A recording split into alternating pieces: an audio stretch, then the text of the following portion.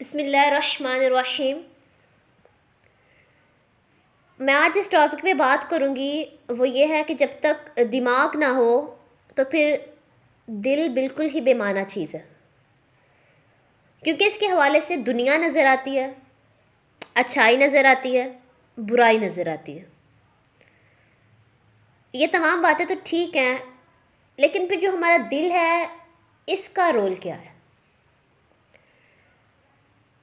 تو دیکھیں، دل اور عقل جو ہے نا، یہ کہنے کے الفاظ ہیں، عمل کے وقت دونوں کام کر رہے ہوتے ہیں۔ تو دل بھی کام کر رہا ہوتا ہے اور عقل بھی کام کر رہی ہوتی ہے اور ذہن بھی کام کر رہا ہوتا ہے۔ اب اس کی ڈسکرپشن، اس کی تفصیل دیکھیں گے کہ وہ کیا ہے۔ تو دیکھیے، جہاں خواہش پیدا ہوتی ہے اور بے بس بھی کر دیتی ہے، تو خواہش جنریٹ کرنے والا شعبہ جو ہے یہ دل ہے۔ خواہش یہ ہوتی ہے کہ تمنا یا محبت، کسی شے کو چاہنا یا کسی انسان کو چاہنا۔ اس کے لیے جو طریقہ سوچنا ہے یہ ذہن کا کام ہے۔ بادشاہ اصل میں دل ہی ہے۔ مثلاً آپ نے بڑے ذہن کے ساتھ اور بڑی خوبصورتی سے ایک مکان بنایا، لیکن آپ کا دل تنگ ہو گیا، آپ کچھ بھی ہو، آپ مکان کو چھوڑ دو گے۔ میں آپ کو ایک بات کا راستہ بتاتی ہوں اور آپ کے سوال کا جلد ہی جواب دیتی ہوں۔ دیکھیے، بے باک سوال بعض اوقات کفر تک لے جاتے ہیں اور وہاں خطرہ ہوتا ہے۔ اس کے لیے آپ پہلے یہ فیصلہ کر لیں کہ آپ کا اللہ پر بھروسہ پکا ہے، اور یہ کہیں کہ یا اللہ، ہم نے تجھے چھوڑنا نہیں ہے اور نہ تو ہمیں چھوڑنا۔ آپ پہلے یہ پکا عہد کر لو، ہم سے تعلق بنا لو، پھر بے شک بے باک سوال کرو۔ اگر آپ اللہ کو چھوڑنے تک سوچو گے تو آپ کی سوچ تو گندی ہو جائے گی اور پھر آپ برباد ہو جائیں گے۔ آپ یہ کہیں گے کہ میں نے فائنلی اللہ کو قبول کر لیا، یعنی میں نے چاہا، میں نے طلب کر لیا اور میں نے مان لیا۔ پھر سوال کرو تو آپ کا اپنا رابطہ بتائے گا کہ وہ کس طرح ہے۔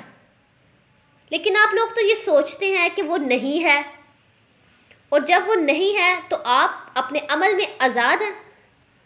تو یہ تو کفر والی بات ہے، اور پھر وہ آپ کو بڑی دقت میں رکھے گا اور پریشان کرے گا، کیونکہ مکر کرنے والے مشکل میں پڑ جاتے ہیں، یہ قرآن کہتا ہے۔ خیر، اس میں یہ ہے کہ آپ کہہ دیں کہ میں نے اللہ کو مانا ہے اور جانا نہیں ہے، اور مانا ایسا ہے کہ پکا مان لیا ہے، یعنی وہ نظر نہیں آتا، یہاں نہیں ہے تب بھی مان لیا۔ جب اسے مان لیں تو پھر اسے پوچھیں کہ وہ ہے کہ نہیں ہے، پھر وہ آپ کو بتائے گا کہ آپ ہیں کہ نہیں ہیں۔ اس طرح ماننے والا اللہ سے مکالمہ کر سکتا ہے۔ اللہ سبحانہ و تعالیٰ پوچھے گا کہ ہونا کیسے ثابت کیا جاتا ہے؟ آپ کہیں گے کہ میں ہوں، یہ تو سفیشینٹ نہیں ہے۔ آپ کہیں گے کہ میرا باپ بھی ہے، پھر اللہ کہے گا کہ مجھے تو کسی نے نہیں جنا، مگر میں پھر بھی ہوں۔ انسان کہتا ہے کہ میری اولاد ہے اس لیے میں ہوں، اللہ رب العزت کہتا ہے کہ میری اولاد نہیں ہے لیکن میں پھر بھی ہوں۔ پھر انسان کہتا ہے کہ یا اللہ، میں دیکھ سکتا ہوں، تو اللہ رب العزت کہتا ہے کہ تمہارے دیکھنے والے آلے کو، تمہاری آنکھ کو میں نے پیدا کیا ہے۔ تو آپ جو بات کریں گے وہ آپ کو سمجھاتا چلا جائے گا۔ اللہ انسان سے کہہ سکتا ہے کہ تم عالم ظہور میں کیسے آئے؟ انسان کہتا ہے کہ جی میں پیدا ہو گیا تھا، ماں باپ کے گھر پیدا ہو گیا تھا۔ تو اللہ کہتا ہے کہ ماں باپ سے پوچھو کہ لڑکی کیسے پیدا ہوتی ہے اور لڑکا کیسے پیدا ہوتا ہے۔ بے شمار لوگ ہیں جن کی یہاں اولاد پیدا نہیں ہوتی۔ پھر انسان سوچ کر کہتا ہے کہ میں اپنے آپ ہی اپنا خالق ہوں۔ پھر اللہ کہتا ہے کہ اگر تم آپ ہی خالق ہو تو پھر تمہاری مرضی اور تمہاری رضا کے بغیر تمہارے قوا مفلوج کیوں ہو رہے ہیں؟ تب انسان کہتا ہے کہ میں یہاں بے بس ہو گیا اور پتہ نہیں کہ کیا بات ہے۔ تو اللہ کہتا ہے کہ تیری آرزویں پوری نہیں ہو رہی ہیں، تیری دعائیں بھی پوری نہیں ہو رہی، اور جو تو چاہتا ہے وہ بھی نہیں ہوتا، تو بے بس ہے اور پھر تو کچھ بھی نہیں ہے، تو آخر کار مر جاتا ہے۔ انسان کہتا ہے کہ یا اللہ یہ بات تو ٹھیک ہے کہ میں مر بھی جاتا ہوں، اللہ فرماتا ہے کہ میں مرتا نہیں۔ تو انسان کہتا ہے کہ یہ اللہ، اے اللہ تو ہی شان والا ہے۔ پھر اللہ رب العزت فرماتا ہے کہ اپنا ذہن استعمال کرو اور سوچو کہ موسم کیسے بدلتے ہیں۔ سورج کا نظام شمسی ہوتا ہے، نظام گردش ہوتا ہے، پھر اور نظام چلتے ہیں۔ یہ بتاؤ کہ سورج روشن کیوں ہے؟ سورج کی روشنی زمین پر پڑتی ہے اور پھر موسم بدلتے ہیں۔ سورج کو کس نے بنایا؟ سورج کو روشن کیوں بنایا؟ رات تاریک کس نے بنائی؟ اتنے ستارے اور سیارے کس نے بنائے؟ اور پھر انسان کس نے بنائے؟ میں وہ اللہ ہوں، میں ایسا خالق ہوں کہ اگر مچھر کا ایک پر ٹوٹ جائے تو ساری دنیا کے سائنسدان مل کر ایسا پر نہیں بنا سکتے۔ سب سے کمزور ترین چیز مکھی ہوتی ہے، تم وہ مکھی بنا کر دکھاؤ۔ تو میں وہ خالق ہوں کہ ہر آغاز سے پہلے بھی تھا اور ہر انجام کے بعد بھی ہوں، اور میری تخلیق جو ہے اس کو تم آرٹسٹ انداز سے دیکھو، آرٹسٹک انداز سے دیکھو نا اس کو، جو اللہ پاک کی تخلیق ہے اس کو۔ اتنا حسن کہیں نہیں ہوگا۔ اگر تم کوئی چیز بناؤ گے تو دیوار پر پھول بناؤ گے، لیکن میں نے اصلی پھول بنایا۔ آپ لوگوں کا حسن یہ ہوتا ہے کہ آپ پھول کی تصویر بنانا، کسی لباس پر پھول بنانا، اور اللہ کہتا ہے کہ اصل پھول ہی میرا بنایا ہوا ہے۔ تم روشنی بنا لو گے، لیکن میں تو روشنیوں کا خالق ہوں۔ میرے اس سورج کے مقابلے میں زیادہ سے زیادہ چراغ ہی لے آؤ گے، تو اللہ ہی وہ خالق ہے جو آپ کو اس کائنات کے مشاہدے کی دعوت دے گا۔ اگر عقل کی بات ہے تو آپ کائنات کو عقل کے ساتھ دیکھنا چاہتے ہیں، تو پھر اللہ نے فرمایا ہے کہ آنکھ اٹھا کر میری کائنات کی طرف دیکھ، تجھے کہیں کوئی نقص نظر نہیں آیا۔ تیری آنکھ واپس لوٹ آئی، پھر آنکھ اٹھا کر دیکھ، ونس اگین، تو وہ پھر دیکھے گا، پھر واپس آئے گا۔ تو یہ میری کائنات ہے، مگر تو ذہن کو استعمال نہیں کرتا۔ مجھے تو اس بات کا افسوس ہے کہ تجھے ذہن دیا ہے، مگر تو ذہن کو استعمال نہیں کرتا۔ اللہ اتنی ویرائٹی تخلیق کرنے والا ہے، یہاں تک کہ درختوں کے پتوں کے رنگ الگ الگ ہیں۔ ایک درخت کا پتا دوسرے درخت کے پتے سے نہیں ملتا، اور ایک درخت کا پتا اسی درخت کے دوسرے پتے سے نہیں ملتا۔ آپ لوگ غور کریں کہ جس درخت کا بیج ہے وہی درخت بنے گا۔ بیج میں درخت اور درخت میں بیج، اور پھر بیج میں درخت اور درخت میں بیج، یعنی کہ درخت میں درخت اور بیج میں بیج۔ کبھی آپ دیکھو کہ یہ سب کیا ہے؟ ایک بیج میں کروڑ ہاں بیج اور ایک درخت میں کروڑ ہاں درخت ہیں۔ یہ سب کرنے والا کون ہے؟ یہ سب کرنے والا اللہ ہے۔ اللہ رب العزت کی ذات ہے جو یہ سب کچھ کر رہی ہے، جو یہ نظام چلا رہی ہے۔ اگر آپ اللہ کے ساتھ رابطہ رکھیں تو پھر آپ دیکھیں گے کہ آپ کے دلوں کے پرابلم کس طرح حل ہوتے ہیں۔ دل جو ہے وہ سکون میں آ جائے گا، لطف میں آ جائے گا، کائنات آباد ہو جائے گی، اور پھر آپ کو زمین کا راز ملے گا کہ زمین کا راز کیا ہے، یہ زمین کیا چیز ہے۔ وہ خالق ایسا ہے کہ یہ پہاڑ ہے اور یہ ساتھ زمین شروع ہو گئی، یہ پہاڑ ہے اور ساتھ ہی دریا چل پڑا، یہ سمندر ہے اور یہ کچھ اور ہی شے ہے، اور یہ بادل آ گئے ہیں۔ رات کو بجلی چمکتی ہے اور آپ کو اس کے کڑکنے کی آواز آتی ہے، تو آپ دیکھو کہ یہ سب کیا ہے اور کائنات کیا ہے۔ اس کے بعد آپ پھر اپنے آپ کے حوالے سے کائنات کو دریافت کرو، صرف اپنے طور پر دریافت کرو، اور یہی بات اللہ تعالیٰ بار بار فرماتا ہے کہ غور کرو اور غور کرو۔ تو گویا کہ غور کرنے والوں کو ہی اللہ تعالیٰ تک رسائی ہوگی. آپ لوگ تو غور ہی نہیں کرتے، تو پھر آپ کو اللہ کیسے سمجھ آئے گا؟ اللہ کہتا ہے کہ تم لوگ غور تو کرو، پھر میں تمہیں بتاؤں گا کہ میں یعنی کہ اللہ کہاں ہوں. اللہ کہتا ہے کہ بدقسمتی سے انفارچونیٹلی تم نے غور کرنا ہی چھوڑ دیا، اس لیے تمہیں میں یعنی کہ اللہ سمجھ نہیں آتا.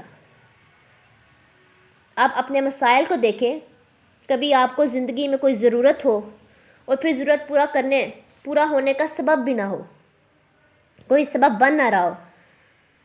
صبح اچانک ون فائن مارننگ کہیں سے اچانک سبب نازل ہو جائے اور مسئلہ حل ہو جائے، تو وہ کون ہے؟ وہ اتفاقاً پیدا کرنے والا ہے، یعنی کہ دا گریٹ گاڈ. ایک خدا جو ہے، گریٹ چانس پیدا کرنے والا کون ہے؟ تو اللہ کہتا ہے کہ چانسز پیدا کرنے والا میں ہوں، اور میں روٹین توڑتا ہوں، بندش توڑتا ہوں، میں تدبیر کو توڑتا ہوں، میں تمہارے چلتے ہوئے سفر کو کاٹتا ہوں. مدعا یہ ہے کہ میں اپنے آپ کی طرف تمہارا ملان کراتا ہوں. تو اللہ کا ثبوت کہاں سے آئے گا؟ یہ آپ اپنی عقل سے پوچھو، کیونکہ اس کو ڈیلی اس کا ثبوت ملتا ہے. جب انسان تمام چیزوں سے بے بس ہو جائے اور بے بسی میں آپ کی آنکھوں میں آنسو آ جائیں، تو پھر آپ سمجھیں کہ اللہ قریب آ گیا ہے. بے بس کی آنکھوں میں آنسو آنا اللہ کا واحد ثبوت ہے. تو ثبوت یہ ہے کہ ہم بے بس ہو گئے ہیں، تو پھر کیا کریں؟ تو وہ کہتا ہے کہ یہ کاز اور ایفیکٹ کا کھیل ہے، وجہ اور نتیجے کی بات ہے کہ مٹی کا پیالہ ٹوٹ گیا ہے تو اب کیا کیا جائے، کیونکہ اس میں رونے کی کیا ضرورت ہے. تو وہ کہتا ہے کہ اس سے درد پیدا ہوا ہے، کیونکہ یہ پیالہ دوست کا دیا ہوا تھا اور اب دوست یاد آ رہا ہے. تو یاد، درد، احساس، جدائی، فراق اور اس کی بات کی یاد جو ہے، ان سب سے تو اللہ کا پتہ چلتا ہے. تو اس طرح اللہ کا اہل دل کا پتہ چلتا ہے. تو بس اللہ جو ہے وہ اہل دل کے ساتھ ہے، ان کا کاروبار، ان کی ڈیلنگ سب اللہ کے ساتھ ہے. عقل والے نے اللہ کو مانا کیا اور نہ مانا تو کیا. تو ماننے کے بعد آپ پھر تحقیق نہ کیا کریں، کیونکہ ہر سوال کا جواب اللہ دے گا اور اللہ کو تمہارا پتہ ہے، اور آپ کے ہر سوال کا جواب جو ہے یہ کفر کے بغیر آپ کو ملے گا. اللہ کو ماننے کا طریقہ کیا ہے؟ تو دیکھیں، اللہ کو ماننے کا طریقہ یہ ہے کہ وہ شاد رکھے تو ہم ماننے والے، نہ شاد رکھے تب ماننے والے، غریب کر دے تب بھی ماننے والے ہیں، امیر کر دے تب بھی ماننے والے ہیں. ہم نے اللہ کی رضا کو اپنا فائنلی اصلی مقصد بنا لیا ہے، اور آج ہم نے یہ ایک نیا وعدہ کر لیا ہے. اب آپ کی نگاہ کے اندر پاکیزگی کا ہونا ضروری ہے، تاکہ آپ امانتوں، خیانتوں، اعتبارات اور باقی ساری باتوں کو سمجھنا شروع کر دیں کہ اعتبار کیا ہوتا ہے، اعتماد کیا ہوتا ہے، ریاضت کیا ہوتی ہے اور امانت کیا ہوتی ہے. پچھلا جو نرم دور تھا وہ گزر چکا ہے، اب فوری عاقبت ہو سکتی ہے اور فوری سزا ہو سکتی ہے. اس لیے اب بہت دھیان سے چلنے کا وقت ہے. اللہ کو بے شک عقل کے ساتھ ڈھونڈو اور اس بارے میں آپ سوال پوچھو اور ضرور پوچھو، لیکن اگر ماننے میں فرق آ جائے تو بہتر ہے کہ سوالات کو بند کر دو. اس کو سوال کی اجازت ہے جس نے اللہ کو مان لیا. وہ سوال جو شرعی مسائل سے تعلق رکھتے ہیں ان کا جواب تو کتاب میں موجود ہے. تو صرف ان لوگوں کے دل اور ذہن کے مسائل کو حل کرتے ہیں جن لوگوں نے دل سے بات مان لی. تو ماننے والے کے سوالوں کا جواب ہوتا ہے، نہ ماننے والوں کی روٹین کا علم عطا ہوتا ہے. جو ماننے والے ہوتے ہیں نا، ان کو سوالوں کا جواب مل جاتا ہے، اور جو نہیں ماننے والے ہوتے ان کو روٹین کا علم عطا ہوتا ہے. ہم لوگ اللہ کو ماننے والے ہیں، مگر سمجھ نہیں آتی کہ اللہ کیا بات کرتا ہے.